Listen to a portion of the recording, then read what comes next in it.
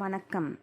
இந்திய அரசாங்கத்தின் அறிவியல் தொழில்நுட்பத்துறை, விக்யான் பிரசார் மற்றும் காரைக்குடி அழகப்பா பல்கலைக்கழகம் இணைந்து வழங்கும் அனுபவம் மூத்த குடிமக்களுக்கான சிறப்பு நிகழ்ச்சிகள். நிகழ்ச்சியின் கருத்தாக்கம் டாக்டர் ஆர். ஸ்ரீதர். ஆலோசனையாளர் மிஸ் கௌசல்யா. நிகழ்ச்சி ஒருங்கிணைப்பாளர் டாக்டர் பாரதி. ஒளிப்பதிவாளர் அன்புச்செழியன். வணக்கம் அன்பு நேயர்களே.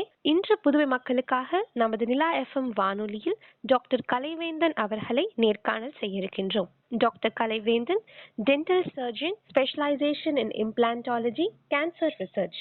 இவர் மருத்துவர் மற்றும் அல்லாது புற்றுநோய் சம்பந்தமான இயக்கமும் உலக தமிழ் நண்பர்கள் சமூக இயக்கமும் நடத்தி வருகிறார். இது மட்டும் அல்லாது லயன்ஸ் கிளப் மற்றும் பொது அமைப்புகளின் தலைவராக பணிபுரிந்து பல்வேறு சமூக சேவைகளையும் செய்து வருகிறார் மற்றும் பல்வேறு புற்றுநோய் மருத்துவமனைகளில் மருத்துவராக, பகுதி நேர மருத்துவராக பணிபுரிகிறார். எங்கள் நிலா FM மற்றும் கல்லூரியின் சார்பாக வருக வருக என்று வரவேற்கின்றோம். இவரிடம் பேசுவதற்கு பல்வேறு மருத்துவ ரீதியாக கருத்துகள் இருந்தாலும் இன்று நாம் பேச இருக்கும் தலைப்பு மூத்த குடிமக்களுக்காக உயிர் தொழில்நுட்பவியல் துறையின் பங்களிப்பு. இதை பற்றி பேசலாம். வணக்கம் டாக்டர். நிலா FM நேயர்கள் அனைவருக்கும் என்னுடைய வணக்கம். பயோடெக்னாலஜி அப்படின்றது பாத்தீங்கன்னா இன்னைக்கு ஒரு மெடிக்கல் ஃபீல்டுல ரொம்ப ரொம்ப ஒரு முக்கியமான ஒரு வார்த்தை. எல்லாருமே கேள்விப்பட்டிருக்க ஒரு வார்த்தை தான், ஒரு முக்கியமான துறை. பயோடெக்னாலஜினா பயாலஜினா நம்ம உயிரியல் அப்படின்னு சொல்றோம். டெக்னாலஜினா ஒரு தொழில்நுட்பம். அந்த உயிர் தொழில்நுட்பம் அப்படின்றதான் நம்ம பயோடெக்னாலஜின்னு சொல்றோம். இந்த உயிர் வாழ்வதற்கு தேவையான பல்வேறு விஷயங்களை அனலைஸ் பண்ணி அதற்கு இந்த தொழில்நுட்பம் எந்த அளவுக்கு நமக்கு பயன்படுது அப்படின்றத பத்தி தெரிஞ்சுக்கிறதுக்கு தான் இந்த துறை நமக்கு உதவுது. இதை இன்னும் கொஞ்சம் சுருக்கமாகவும் தெளிவாகவும் சொல்லணும் அப்படின்னா, பல்வேறு விதமான நோய்களை உருவாக்குறதுக்கு காரணமான கிருமிகளையும் அந்த கிருமிகளை எப்படி தடுக்கலாம், அது வராம எப்படி காப்பாத்திக்கலாம், அந்த உடலை அந்த நோய் கிருமிகள்ல இருந்து எப்படி காப்பாத்துக்கலான்றத பத்தி ஆராய்ச்சி செய்யறது தான் இந்த துறையுடைய ஒரு மிக முக்கியமான நோக்கம். அந்த வகையில மருத்துவத்துறையோடு சம்பந்தப்பட்ட ஒரு மிக சிறந்த துறை தான் இந்த பயோடெக்னாலஜி. அதனால அதை பற்றிய விவரங்களை நம்ம தெரிஞ்சுக்கிறது மிக மிக அவசியம். வணக்கம் டாக்டர். இது வரைக்கும் எனக்கு எந்த நோய் நொடியும் வந்தது கிடையாது. இது வரைக்கும் நல்ல மாதிரியாக தான் இருந்தோம். இந்த கொரோனான்னு ஒன்று எங்களை ரொம்ப கஷ்டப்படுத்துது. அப்படி அந்த கொரோனானா என்னன்னு நீங்கள் கொஞ்சம் எங்களுக்கு எடுத்து சொல்லுங்க டாக்டர். கண்டிப்பா. கொரோனா அப்படின்றது இன்னைக்கு எல்லாருக்குமே ஒரு கேள்விப்பட்ட ஒரு வார்த்தையா போயிடுது. கொரோனா அப்படின்னு சொன்ன உடனே நம்ம எல்லாருக்குமே டக்குன்னு ஞாபகம் வர்றது அந்த கொரோனாவால ஏற்பட்ட பாதிப்புகளும், அந்த கொரோனா வராம இருக்கிறதுக்கு நம்ம எல்லாமே போட்டுக்கிட்ட அந்த தடுப்பூசிகளும் தான். அதை தான் நான் முன்னாடியே தொடக்க உரையில என்னுடைய அறிமுகத்துல சொன்ன மாதிரி, இந்த பயோடெக்னாலஜின்றது அதுக்கு தான் மிக முக்கியமா நமக்கு பயன்படுது. இந்த கொரோனாவால என்னென்ன பாதிப்புகள்லாம் நமக்கு வருது, அந்த கொரோனா வைரஸ் எப்படி இருக்குது, அந்த கொரோனா வைரஸோட ஸ்ட்ரக்சர் என்ன, இந்த கொரோனா வைரஸ்ல இருக்க பல்வேறு விதமான வேரியன்ட்ஸ் நம்ம சொல்லுவோம் ஆங்கிலத்துல. தமிழ்ல எப்படின்னா பல்வேறு விதமான வகைகள் என்ன, அந்த கொரோனா வைரஸுடைய அந்த தன்மை என்ன, அதோடைய உடல் அமைப்பு, அந்த ஸ்ட்ரக்சர் எப்படி, இதெல்லாம் பத்தி விரிவா நம்ம தெரிஞ்சுக்கிறதுக்கும் இந்த பயோடெக்னாலஜி பயன்படுது. அப்படிப்பட்ட அந்த கொரோனா வைரஸ் இந்த மனித உடலை பாதிக்கும் போது அந்த மனித உடல்ல இந்த கொரோனா வைரஸ் என்ன மாதிரியான பாதிப்புகளை ஏற்படுத்துது அப்படின்ற பல்வேறு விஷயங்களை, அது செல்லோட சேர்ந்து எப்படி அது ரியாக்ட் பண்ணுது, அது ரியாக்ட் பண்றதன் மூலமா அந்த செல்கள்லாம் எப்படி மாற்றம் அடையுது, அந்த செல்கள் மாற்றம் அடைகிறதுனால இந்த உடம்புல என்னென்ன பிரச்சனைகள்லாம் ஏற்படுது. இப்போ மேலோட்டமா நம்ம பார்க்கும்போது ஒரு சளியோ ஜுரமோ ஒரு காய்ச்சலோ அப்படின்னு நம்ம சொல்றோம். ஆனா அது செல்களுக்குள்ள ஏற்படுற ஒரு மாறுபாடுகளால வர்ற விளைவு தான். அந்த மாறுபாடுகளை எப்படி இந்த கொரோனா வைரஸ் ஏற்படுத்துது நம்மளுடைய இயற்கையான உடம்புல இருக்க செல்லுல அப்படின்றத பத்தியும் இந்த பயோடெக்னாலஜி நமக்கு அலசுது.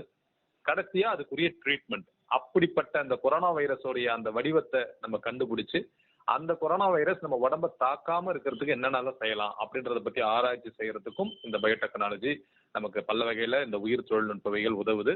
ஸோ அதை சுருக்கமா சொல்லணும் அப்படின்னு சொன்னா, நீங்க கேட்ட கேள்விக்கு இந்த பயோடெக்னாலஜி மூலமா கொரோனா வைரஸ் போன்ற பல்வேறு கிருமிகள், இப்ப நீங்க கொரோனா பத்தி கேட்டதுனால அந்த வைரஸோடைய வடிவம் என்ன, அதோட ஸ்ட்ரக்சர் என்ன, அதோட தன்மை என்ன அப்படின்னு தெரிஞ்சுக்கிறதுக்கும் உதவுது. அது இந்த மனித உடல்ல என்ன மாதிரி, மனித உடல்ல பொதுவா அனைத்து உயிர்களிலுமே குறிப்பா சில வைரஸ், இந்த வைரஸ் மனித உடல்ல பாதிப்பை ஏற்படுத்துறதுனால மனித உடல்ல என்ன மாதிரியான பிரச்சனைகளை இந்த செல்லோட சேரும் போது அது ஏற்படுத்துது. மூன்றாவது, அப்படி ஏற்படுத்துற அந்த பாதிப்புகளை எப்படி நம்ம இந்த உயிர் தொழில்நுட்பவியலை பயன்படுத்தி வருமுன் காப்பது அல்லது வந்த பின்பு அதற்குரிய சிகிச்சைகளை மேற்கொள்வது அப்படின்ற பல்வேறு விஷயங்களை பற்றி அலசுறதுக்கு தான் பயோடெக்னாலஜி உதவுது. ரொம்ப நன்றிங்க டாக்டர். இப்போ வந்து எங்களை தடுப்பூசி போடணும்னு சொல்றீங்க. அந்த தடுப்பூசி போடுறதுனால எங்களுக்கு என்ன பலன் கிடைக்கும் சொல்லுங்க டாக்டர். கண்டிப்பா ரொம்ப அருமையா அற்புதமாவே அதுக்குரிய பதில நம்ம எல்லாருமே தெரிஞ்சுக்கிறது ரொம்ப அவசியம். வேக்சினேஷன் அப்படின்னு நம்ம சொன்னோம்னா அதை தமிழாக்க எப்படி சொன்னோம்னா ஒரு தடுப்பூசி முறை, அதாவது நோய் வராமல் தடுப்பதற்காக நம்ம போடுகின்றது தான் வேக்சின் அப்படின்னு சொல்றோம். அந்த வேக்சின்ல பல்வேறு விதமான வகைகள் இருக்கு. நம்ம ஆக்டிவ் வேக்சின், பாசிவ் வேக்சின் அப்படிலாம் சொல்லுவோம். அதுல வந்து நம்மளுடைய அந்த நோய் எதிர்ப்பு சக்தியை பொறுத்து இயற்கையாகவே நம்ம கண்டுபிடிக்கிற வேக்சின்ஸ் இருக்கு, செயற்கையா தயாரிக்கிற வேக்சின்ஸ் இருக்கு.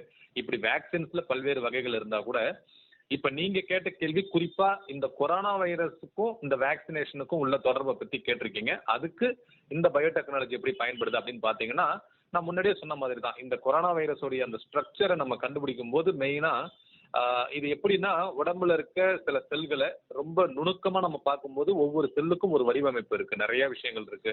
அதுல டிஎன்ஏ, ஆர்என்ஏ, சைட்டோபிளாசம், மைட்டோகாண்ட்ரியா ஒவ்வொரு செல்லுக்குமே நிறைய அந்த உள்கட்டமைப்புகள்ல நிறைய விஷயங்கள் இருக்குது. நம்ம பொதுவா கொஞ்சம் எல்லாரும் புரிஞ்சுக்கிற மாதிரி சொல்லணும்னா, ஒரு செல்ல ஒரு குறிப்பிட்ட பகுதிகளில் போயிட்டு இந்த வைரஸ் போயிட்டு அது இணைஞ்சு அந்த செல்லுடைய வடிவமைப்பை மாத்துது, அந்த செல்லுடைய அந்த இயங்குகின்ற தன்மையை மாத்திடுது. ஸோ அதுதான் அந்த பர்டிகுலர் செல்லை வந்து அது முடைக்கிறது. நம்ம எல்லாருக்குமே தெரிஞ்சிருக்கு, செல்லுன்றது ஒரு அடிப்படை அலகு. நம்ம உடம்புல இருக்கிற ஒரு அடிப்படை அலகே செல்லு தான். அந்த செல்கள்லாம் நிறைய சேர்ந்தாதான் அது திசுவா மாறுது. அந்த பல்வேறு திசுக்கள் ஒன்றா இணைஞ்சாதான் அது ஒரு உறுப்பா மாறுது. அந்த உறுப்புகள் எல்லாம் இணைஞ்சதுதான் ஒரு உறுப்பு மண்டலமா மாறுது. அந்த உறுப்பு மண்டலங்கள் நிறைய சேர்ந்ததுதான் நம்மளுடைய மனித உடம்பு. மனித உடம்புன்னு எடுத்துக்கிட்டோம்னா எத்தனையோ உறுப்பு மண்டலங்கள் இருக்கு. நுரையீரல், சுவாச மண்டலம், கழிவு நீக்க மண்டலம், சிறுநீரக மண்டலம், அது மாதிரி இனப்பெருக்க மண்டலம், நாளமில்லா சுரப்பிகள் மண்டலம் என்று நிறைய சிஸ்டம்ஸ் இருக்கு நம்ம உடம்புல. ஸோ ஆனா எல்லாத்தையுமே நம்ம ரொம்ப டீப்பா பார்க்கும் பொழுது அந்த கடைசியில இருக்க ஒரு செல்லுல தான் முடியுது. அந்த ஒவ்வொரு செல்லுலையும் இந்த வைரஸ் எப்படி மாற்றத்தை ஏற்படுத்துது அப்படின்றத கண்டுபிடிக்கத்தான் நமக்கு பயோடெக்னாலஜி உதவுது. அப்படி அதை கண்டுபிடிச்சு எந்த மாதிரியான பாதிப்பை ஏற்படுத்துதுன்றத புரிஞ்சு அந்த பாதிப்பு ஏற்படுத்தாத மாதிரி அந்த செல்லுக்கு ஒரு பாதுகாப்பை கொடுக்கிற மாதிரியான ஒரு வேக்சின், ஒரு தடுப்பூசி அல்லது ஒரு தடுப்பு மருந்து நம்ம கண்டுபிடிக்கிறது தான் இந்த துறையுடைய முக்கிய நோக்கம்.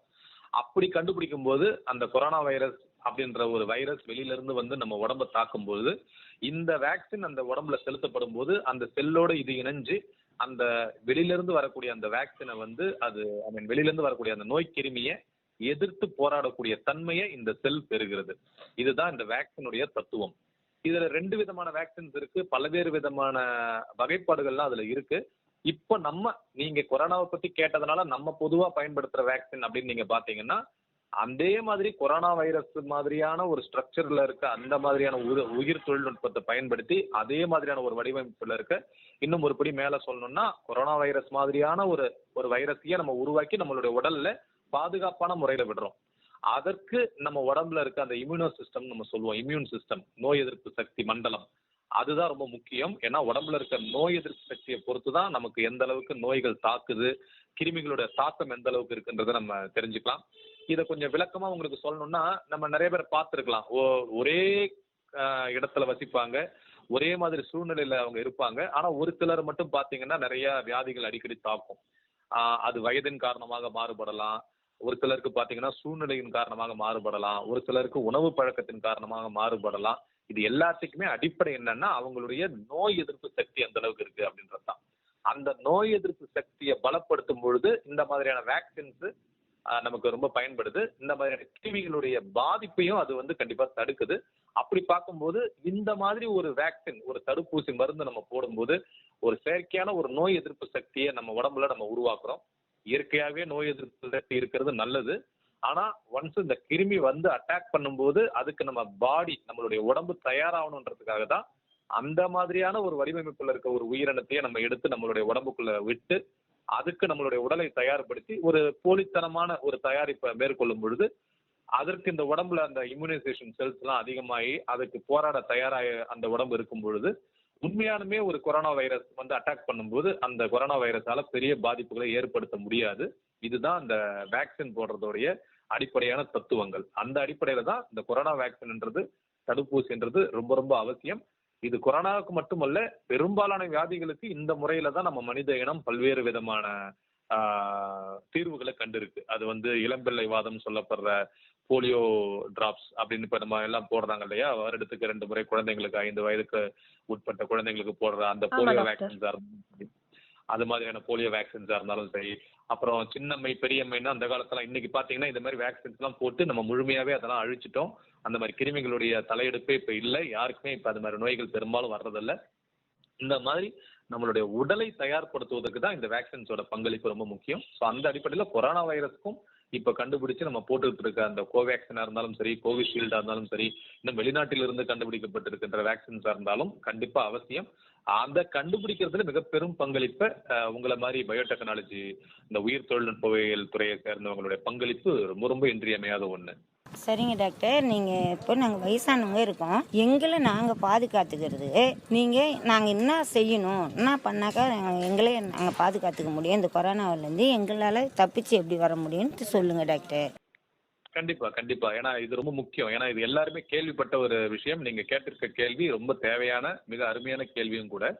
ஏன்னா இப்போ பொதுவா இது எல்லாருக்குமே தெரிஞ்ச விஷயம், இந்த கொரோனா வைரஸ் பொதுவாகவே எந்த ஒரு கிருமியா இருந்தாலும் அது வயதானவர்களே பாதிச்சிடும். ஏன்னா அவங்களுக்கு நோய் எதிர்ப்பு சக்தி மிக குறைவா இருக்கும். வயதின் காரணமாக அவங்க உணவு எடுத்துக்கிறதெல்லாம் குறைஞ்சிருக்கும். அவங்களுடைய உடம்புடைய நோய் எதிர்ப்பு சக்தி ஓரளவுக்கு இயற்கையாகவே குறைஞ்சிருக்கும். மற்ற உறுப்புகளுடைய அந்த செயல்படுகின்ற தன்மை குறைஞ்சிருக்கும். பல்வேறு விதமான வியாதிகள் அவங்களுக்கு இருக்கும் வாய்ப்பு இருக்குது. அதுக்கு தேவையான மருந்து மாத்திரைகள் எடுக்கிறதுனால அந்த உடலுடைய இயற்கையான அந்த கட்டமைப்பு அவங்களுக்கு கம்மியா இருக்கும். அந்த ஸ்ட்ரென்த் அப்படின்னு சொல்லப்படுற அந்த பலம் குறைஞ்சிருக்கும். இது பொதுவாகவே எல்லா வியாதிக்கும் இது பொருந்தும். ஆனா கொரோனா வைரஸ் பொறுத்தவரை இது ரொம்பவே கடுமையா வயதானவர்களை பாதிக்குது. அதுக்கு மிக முக்கியமான காரணம் என்னன்னா, இப்ப நம்ம கண்டுபிடிச்சிருக்க அந்த நோவல் கொரோனா வைரஸ் 19 அதோடைய வேரியன்ட்ஸ் இது கொரோனா வைரஸ் நம்ம இப்ப சொல்றோம். 2019 அதை கண்டுபிடிச்சதுனால அது COVID-19 அப்படின்னு சொல்லிட்டு நம்ம அதை சுருக்கமா சொல்றோம். ஆனா இதோடைய தொடர்ச்சியான அல்லது இதற்கு முன்னாடி இதே மாதிரியான வைரஸ் பல வருடங்களாவே கண்டுபிடிக்கப்பட்டு வந்திருக்குது. உதாரணத்துக்கு நிமோனியா, சார்ஸ் இது மாதிரியான விஷயங்களை பாதிக்கிறதுல இந்த நோய் கிருமியுடைய அந்த பங்களிப்பு இருந்திருக்குது. பட் இது ஏன் ரொம்ப தீவிரமான தாக்குதலை பொதுவாகவே ஏற்படுத்துதுன்னு சொன்னா, மற்ற உறுப்புகளை விட நுரையீரல்ல இது பாதிப்பை ஏற்படுத்துது. நம்மளுடைய சுவாச மண்டலத்துல பாதிப்பை ஏற்படுத்துது. இது பொதுவாகவே அனைத்து மனிதர்களுக்குமே இது பிரச்சனையை ஏற்படுத்துது. இந்த நுரையீரல் என்பதும் இந்த சுவாச மண்டலம் என்பதும் வயதானவர்களுக்கு பொதுவாகவே வயதின் காரணமாக வீக் ஆகும். நீங்க பார்த்துருக்கலாம், பொதுவா நம்ம சமூகத்துல நம்ம குடும்பத்தினரும் சரி, ஜெனரலா நம்ம வெளியில பார்க்கும் போதே வயதானவர்களுக்கு பாத்தீங்கன்னா அந்த சளி இருமல் தொல்லை கொஞ்சம் அதிகமாவே கண்டிப்பா. ஏன்னா அவங்களுக்கு பாத்தீங்கன்னா ஏன்னா மற்ற விஷயங்கள்லாம் நம்ம உடம்புல பயன்படுறதை விட சில உறுப்புகள் நம்ம பயாலஜிக்கலாவும் சொல்லுவோம், பொதுவாகவே நமக்கு தெரிஞ்ச விஷயம், உடல்ல ராஜ உறுப்புகள்னு மொத்தம் நம்ம ஒரு 5 உறுப்புகளை நம்ம சொல்றோம். இதயம், மூளை, நுரையீரல், கல்லீரல், சிறுநீரகம். நம்ம ஆங்கிலத்துல பிரெயின், கிட்னி, கேன்சர், பேங்க்ரியாஸ் அப்படின்னு நம்ம சொல்லுவோம், லங்ஸ் அப்படின்னு சொல்லுவோம். ஸோ இதுல அந்த ராஜ உறுப்புகள் எல்லாமே பாத்தீங்கன்னா உடம்புல எப்போதுமே செயல்படுறது, அதுக்கு ஓய்வு என்பதே கிடையாது. இப்போ ஒரு கைக்குன்னா அதுக்கு ஒரு ஓய்வு கிடைக்கும், ஒரு காலுக்குன்னா அதுக்கு ஒரு ஓய்வு நம்ம கொடுக்க முடியும். ஆனா இந்த ராஜ உறுப்புகள் 5மே பாத்தீங்கன்னா நம்ம ஓய்வு எடுக்கும் போதும், நம்ம ஓய்வு எடுக்கிறதுன்னு சொல்றது நம்ம தூங்கும்போது கூட தொடர்ச்சியா நம்ம பிறப்புல இருந்து நம்மளுடைய இறுதி காலம் வரை தொடர்ச்சியா இயங்கி கொண்டிருக்கின்ற, அதே சமயத்தில் ரொம்ப ரொம்ப நம்ம உடம்புடைய இயக்கத்திற்கும் இந்த உயிரின் இயக்கத்திற்கும் தேவையான உறுப்புகள் தான் இந்த 5 உறுப்புகளும்.